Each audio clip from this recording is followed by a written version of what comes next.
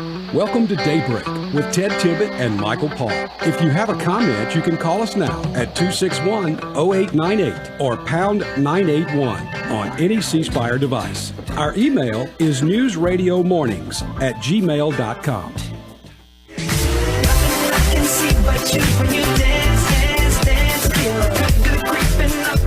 Michael, Amy's ready to dance. Hands in the air. Yeah.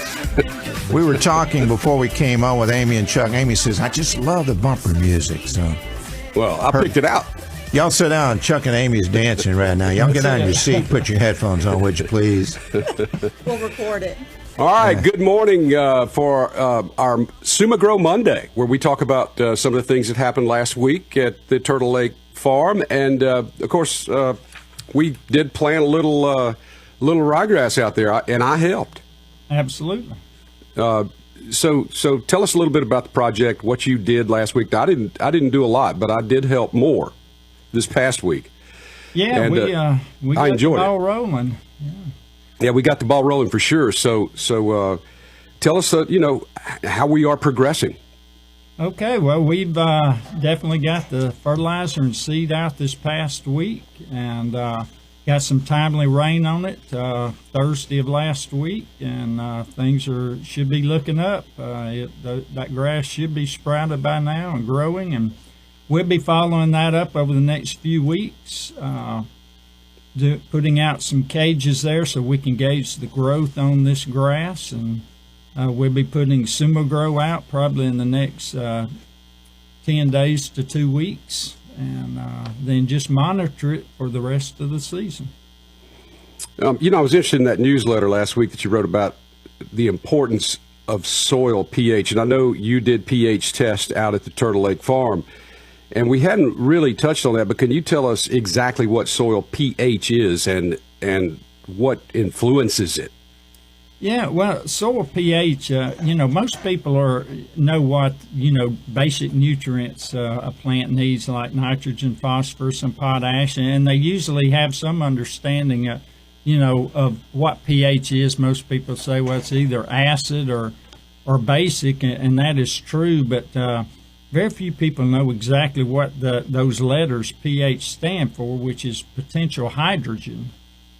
So, and this actually what it does, it influences the overall chemistry of the soil, which is very important in how plants can interact with the nutrients that are in the soil, and also the soil biology. All these living critters that are in the soil, in a healthy soil, are very important. So the pH influences how the biology actually is able to survive there and do its job. My eyes just popped open when I never even asked the question, what is pH? Potential hydrogen. I think if I recall correctly in school, I learned that hydrogen is the most abundant element in the universe. Right, absolutely. And people forget about it. It is all about the chemistry of the soil. And, we're not going to get too deep into that, but it is important to know that chemistry and biology of the soil are very, very important if you want to have a very productive soil and be able to grow a crop and be successful with it. Wow. How is the pH level measured? And what should, the pH be for the soil out there at the Turtle Lake Farm so that it grows ryegrass good? Yeah, well, there are several tests. Even a homeowner can buy a very simple pH meter and use it, or actually getting a good soil test done through a reputable soils lab will give you the pH of that soil, and it's just a good tool to use in knowing the balance of your soil. A pH, neutral pH is 7, so it ranges from a 0 up to a 14. So below 7 is an acidic soil, above 7 is a basic soil. And most crops will perform best at around a 6 to a 6.5 pH is where plants really. So slightly acidic. Yes, slightly acidic. Now we do have a few plants in this in our area here, like blueberries, that actually like an even more acidic soil, even down into, say, a 5.5 pH. They do really well. Wow. We're talking to Chuck Grantham from SumaGrow, Biosoil Enhancers. So we do this every Monday if you've just tuned in. And we're talking about the project the demonstration project, we're calling it, out at the Turtle Lake Farm. You know, SumaGrow, a worldwide company based out of Hattiesburg, pretty impressive group of folks, scientists, everybody that you can imagine that has anything to do with figuring out how to grow stuff works for SumaGrow, or they're a consultant for SumaGrow. And, you know, I've been pretty impressed. These folks export this stuff all over the world. And, you know, you've always heard the saying, it's hard to be a prophet in your hometown. But these folks at SumaGrow, local folks who have really made an amazing company out there, and we're very happy to be associated with them. And I feel very fortunate, Chuck, thank you, and Amy for allowing the demonstration project to go on out there. I know that Wayne Wade had something to do with it too, but I really appreciate what you guys have done for me out there, and I'm looking forward to see the final product. But anyway, I digress, as I usually do. If I want to change my pH level in the soil, what are the things that I need to do to get it to that perfect 6.5? All right, well, there's several things that influence soil pH, and most people know if they have an acidic soil and they want to change it. Lime is the number one thing that is used to alter the pH and get it up to closer to a neutral, or in that range of a 6 to 6.5 for most plants. But there are other things besides just the calcium that's in the lime that can affect it. Things like magnesium, sodium, and potassium, all these other what we call cations, or positively charged elements out there, just like calcium, do affect pH. So you can, that's something that confuses a lot of people. They say, well, their calcium level is good, but why is their pH off?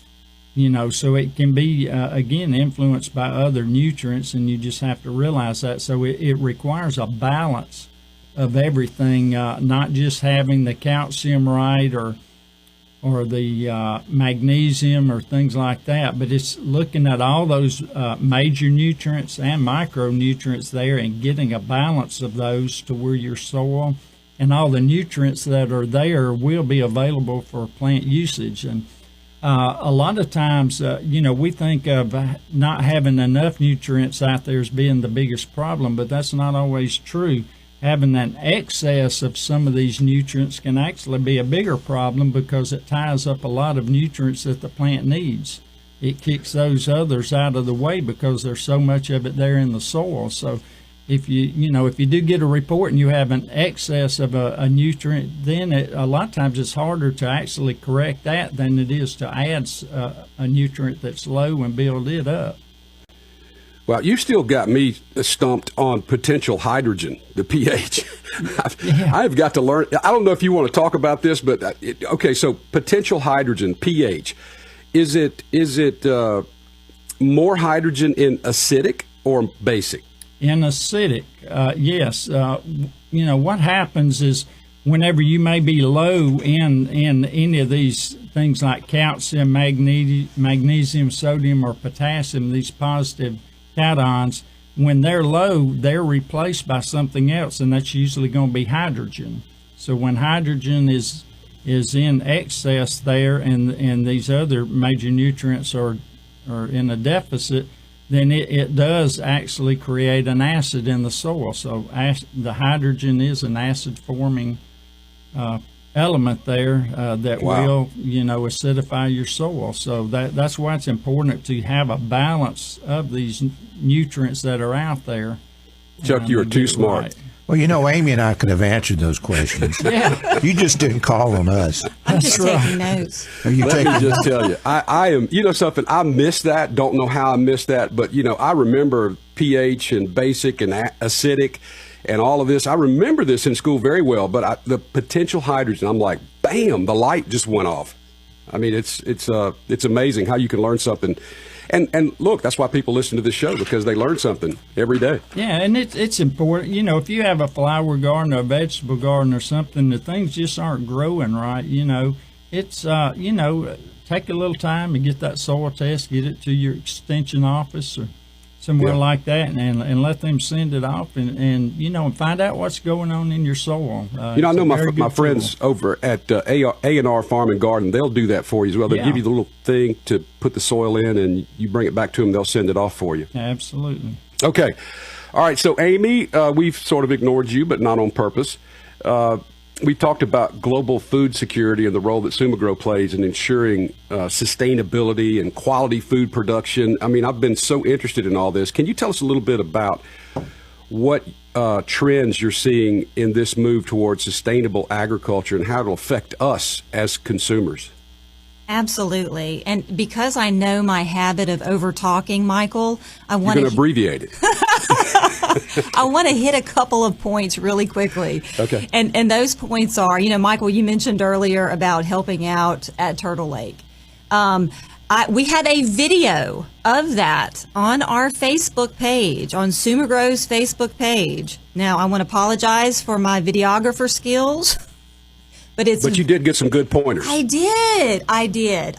You helped me out a lot.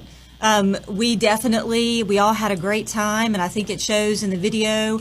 We're really enjoying our time out there, and the cows are loving it too, aren't they, Chuck? Absolutely. Chuck, I've never seen cows eat a piece of fertilizer. What causes them to do that? Well, there may be something missing in their diet, because fertilizer is elements, and these elements are in the soil. So, yes, we're going to definitely just so folks will know, Chuck, or one of them threw a chunk of fertilizer, I guess trying to break it on the ground, and it just rolled, and a cow picked it up and ate it. Right, yeah. And the cow's still alive. They just don't need it. It's like us. Excess of anything is bad. So as long as they don't get an excess, they'll be okay. Amy, I'm sorry I interrupted you. Well, it's not the first time, Michael. So now we do have next week, Chuck, if I'm correct, we are going to be, or this week, we're going to be putting cages out. And these cages are going to be kind of to protect some of the areas from getting eaten, from wildlife and from the cows, so we can better measure the benefits of SumaGrow. That's right. Yes.